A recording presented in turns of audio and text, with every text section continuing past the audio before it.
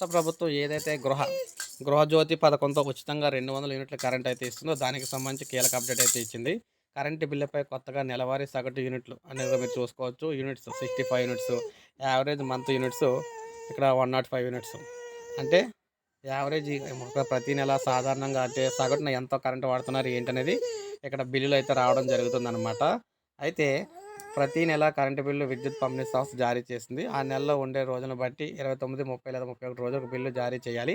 నగరంలో దాదాపు 50 లక్షల మందికి పైగా ఉన్న గృహ కలెక్షన్లు సరిగ్గా నెల రోజులకు తీయటం సాధ్యపడటం లేదని వేర్వేరు కారణాలతో కొందరు వినియోగదారులైతే 32 రోజులకు, మరికొందరికి 28 రోజులకు బిల్లు తీస్తూ ఉన్నారన్నమాట. వీటిని నెల రోజుల్లో 30 లేదా 31 రోజులకు సర్దుబాటు చేస్తున్నారు. సగటు నెల యూనిట్లు లెక్కిస్తూ ఉన్నారు. అయితే టారిఫ్‌ను నిర్ణయించేది ఇదే. వాస్తవంగా వినియోగించిన యూనిట్ల వరకే విద్యుత్ ఛార్జీలు వసూలు చేస్తూ ఉన్నారు. ఛార్జీల టారిఫ్‌లో ఏ స్లాబ్ ప్రకారం అనేది నిర్ణయించేది మాత్రం సగటు యూనిట్ల లెక్కతోనే అనమాట. ఒక వినియోగదారుడికి ఈ నెలలో 28 రోజులకే బిల్లు జారీ చేశారు. వాడిన యూనిట్లు 98. ఆ ప్రకారం చూస్తే మొదటిదైన 100 యూనిట్ల స్లాబ్ ప్రకారం బిల్లింగ్ అనుకుంటారు. అయితే ఈ ఫిబ్రవరిలో 29 రోజులు కాబట్టి నెల సగటున తీస్తే యూనిట్లు 101 యూనిట్లు అయ్యాయి. దీంతో 100 నుంచి 200 యూనిట్ల రెండో స్లాబ్ ప్రకారం బిల్లింగ్ అయితే చేశారు. మరొక వినియోగదారుడికి 32 రోజులకు బిల్లు తీశారు. వాడిన యూనిట్లు 105.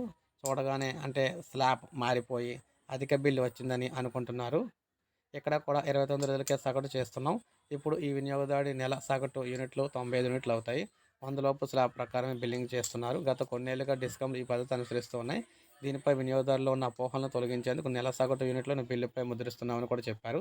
సో ఏంటంటే తెలంగాణ సర్కార్ ఏం చెప్పిందంటే నెల సగటు యూనిట్లు ఉపయోగించడం అంటే బిల్లులు ముందు తీయడం, వెనకాల తీయడం వల్ల స్లాబ్‌లు మారిపోయి ఆ స్లాబ్‌ల ప్రకారం డబ్బులు తీసుకుంటున్నారు అనుకుంటారేమో. నేను అలా తీసుకోవట్లేదని